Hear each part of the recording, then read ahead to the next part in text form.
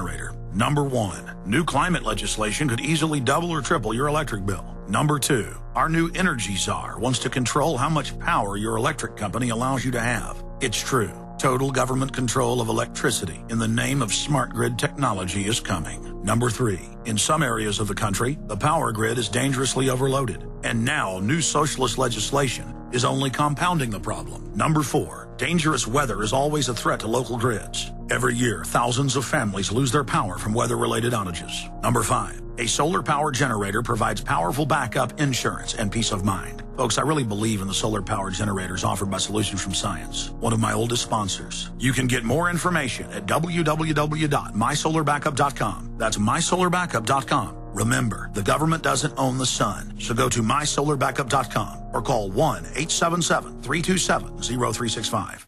Diamond Gusset is proud to announce the anthem of the Patriot Movement. They're offering a free CD, T-shirt, and bumper sticker with a qualifying purchase. Diamond Gusset offers great products at great prices while keeping Americans working. I'm looking for a factory where a man can feed his family, not worried about them moving it south, closing the doors and shutting her down tomorrow. I'm looking for America.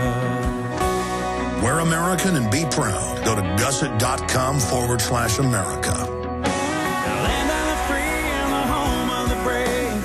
Seems like I just woke up one day and it was gone, long gone. But I know in my heart it's still Again, go to gusset.com/America today. Alex told you the government announced recently that the recession is over. It ended on June of 2009. The millions of Americans unable to find work might not agree. Perhaps the recession ended for the bankers and government employees, but for the rest of us, things seem to be getting worse. Gold and silver haven't heard the news either. They've begun their long-expected journey to the moon. In addition to converting your shrinking dollars into gold and silver, you should consider a food savings account from eFoods Direct. They both make fabulous investments. Food is our greatest dependency, and we know it will be more precious than any financial resource. You and your family need food to survive a crisis, and you can't eat paper, stocks, or metals. Alex has been urging you to invest in delicious, easy-fix meals to enjoy now or save for long-term. This will freeze the cost of your food while you can still afford it. Visit efoodsdirect.com on the internet or call 800-409-5633. That's efoodsdirect.com or 800-409-5633.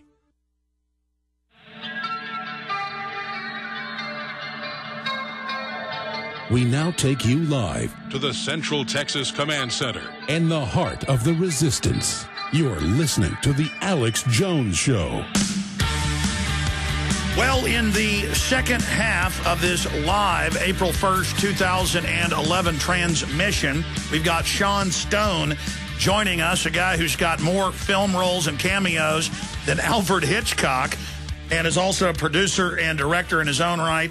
He's got a new film coming out very, very soon about his personal experiences investigating, well, we're going to get into it in a moment. But then in the second half of the interview with him, or the last two-thirds, we've got two of his associates joining us, Alexander Wraith, who's involved in the new film, but also we're going to have Jeff Steinberg, who really needs no introduction. He's somebody who's confronted the Bush people and others on their banking scams, on the death panels. He, of course, is with LaRouche PAC, one of their chief strategists and advisors. I wanted to get Jeff Steinberg on for years. Just never got around to it. By the way, I'm told Lyndon LaRouche is going to be joining us for his maiden visit. They contacted us a few weeks ago, coming up sometime next week via video Skype. But now joining us is Sean Stone, obviously the son of one of the most accomplished living directors or all-time directors, Oliver Stone, who I'm also a big admirer of for the screenplays he's written. But it's great to have you here with us, Sean. I'm glad that we got hooked up. Yeah, thank you, Alex. Thank you for having me. And I'm also an admirer of yours, the Bohemian Grove thing. When you guys broke in, what was it, 2004? Yeah, it was back in those days. Yes, back in those days. That was that's an heroic thing. Honestly, what you did was took a lot of guts and courage, and you really exposed something that needs exposure. And I think that this is also, this is what I want to do with my life, is to go into realms of power and try to understand, the nature of this world that we live in. Obviously, if the power structure worships pagan gods, or if they have belief structures which are mystical or mysterious, I think we should try to understand it. And you did a great job in going there and just recording that event, that cremation of care ceremony. Well, I appreciate that. And, I mean, obviously that was a mystery I wanted to investigate. I didn't really believe it, what I'd been told, even by some insiders, until I was actually there and witnessed it. And the old cliche rings true, that truth is stranger than fiction. Now, before we get into your new film, I just want to mention in the next hour, we're going to get into your Princeton thesis that I'd actually read about previously, dealing with the Rhodes Trust, Cecil Rhodes of Rhodesia, and their plan for an Anglo-American world empire. Give us a little prelude of what's going to come up in the next hour. Yeah, sure. I mean, in terms of the thesis, I really stumbled upon that. I had various contacts like Jeff Steinberg and Dennis Speed, people who work with LaRouche. But, I mainly liked them because I thought they were doing some real homework and some real research. And, it's not to say that you have to agree with everything that LaRouche says, because I think he's a very brilliant man. But it's not to say that you have to become sort of an adherent of his political beliefs to necessarily look at the work they're doing. And so what happened was they had always mentioned this guy, William Yandell Elliott, who was Henry Kissinger's mentor over at Harvard, professor there for 40 years, political emeritus of the politics department, government department. And Elliott was an interesting figure, so I thought, well, let's investigate this guy. And in looking at him and his relationships to these sort of British ambassadors and to the Wall Street, it was like the hub, really, of, I would say the network is really intelligentsia, the academies, the Ivy League universities, meeting with Wall Street, and then government. Those three power centers. And that's really how influence is made in the world, if you think about it, because you have to have the elites and the academia on your side, teaching the doctrines, teaching the free market economic theories, or socialist doctrines, whatever you need. You need to go through the university system first, and then you come into government, and then government is so tightly merged and wound with Wall Street and money. Obviously, it's almost fascist to that extent. That that is really the core. So Elliott was an interesting figure, and that got me into this bigger question of the New World Order and what the Anglo-Americans were trying to accomplish from the late 19th century forward in preserving the British Empire by using America as the military arsenal, in a sense, for it. Well, you're absolutely right. That's how they steer civilization. We have the declassified Carnegie endowments, Rockefeller endowments. They admit all of this, but LaRouche, I totally concur with your analysis. I have never seen someone whose take on things is more accurate, because I've gone out and done my own separate research. 16, 17 years ago, I didn't buy what LaRouche was saying, wasn't even very familiar with him, did my own original, historical research, found exactly what he was saying in the early 60s is accurate, and that was before Carroll Quigley at Georgetown, Bill Clinton's mentor, wrote a book that was pro-Anglo-American establishment, admitting that it was a shadow government / corporate fascist system steering us towards a tightly controlled society. So LaRouche's research is groundbreaking and original, and I concur with it about 99%. I don't agree with some of their more socialistic type solutions. But that said, we'll get more into that coming up in the next hour. This is going to be an intriguing interview because it's covering a wide spectrum of ideas. Tell us about your new film that's coming out that deals with your own personal experiences and what led you in these investigations to have these experiences, Sean Stone. Yeah. In fact, as you said about the Grove, Bohemian Grove, you'd heard stories and you wanted to confirm it for yourself. And it was very similar in my case. What happened was I was at dinner in late 2009. My father was shooting Wall Street 2. And so I was visiting New York for the week and did a little cameo one-day role.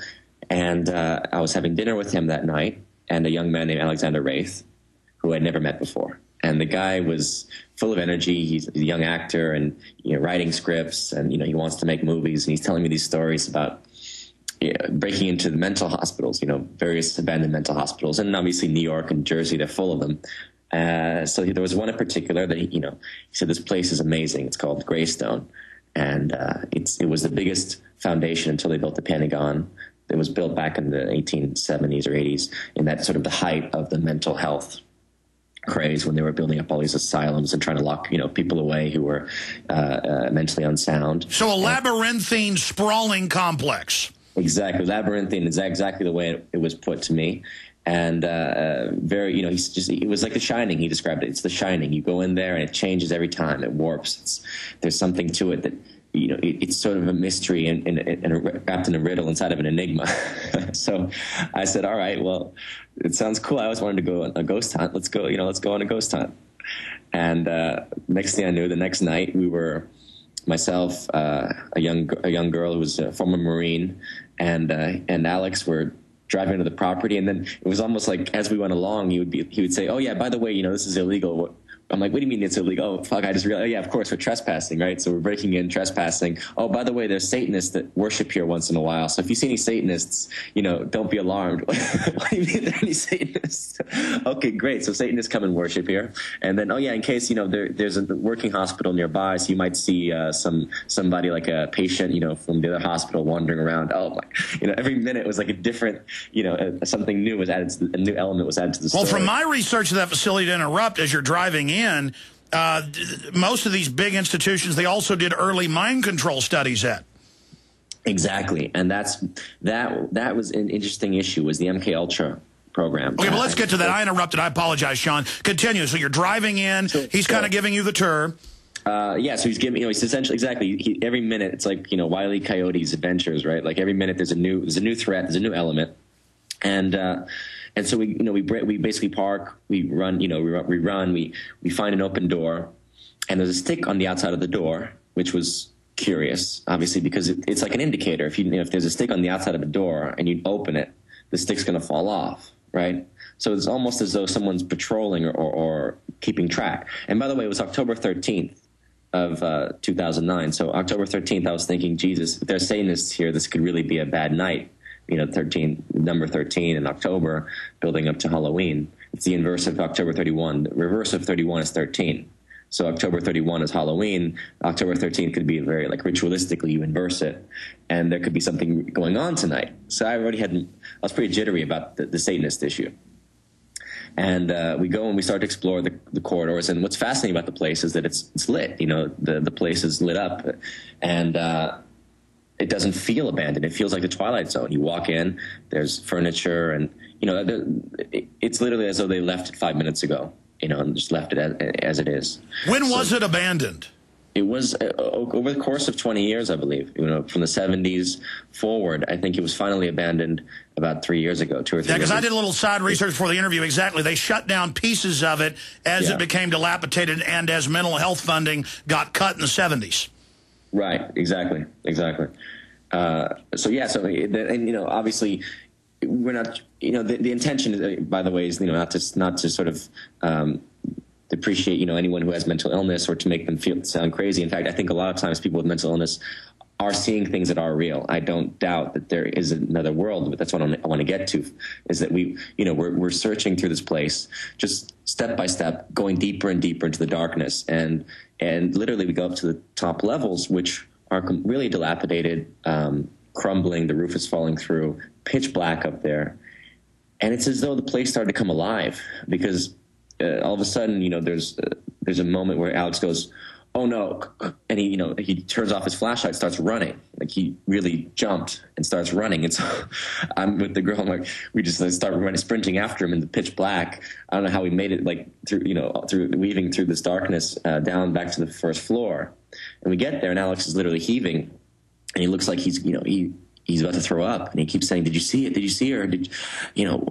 Oh my God, did you see that?" And I'm like, "What are you talking about? I didn't see anything." It was this face. It was this woman's face, with her tongue sticking out.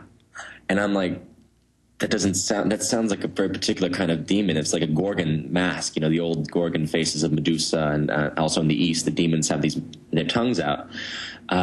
And so I'm thinking, well, this old lady he saw with her tongue sticking out. All right, let's get out of here, man.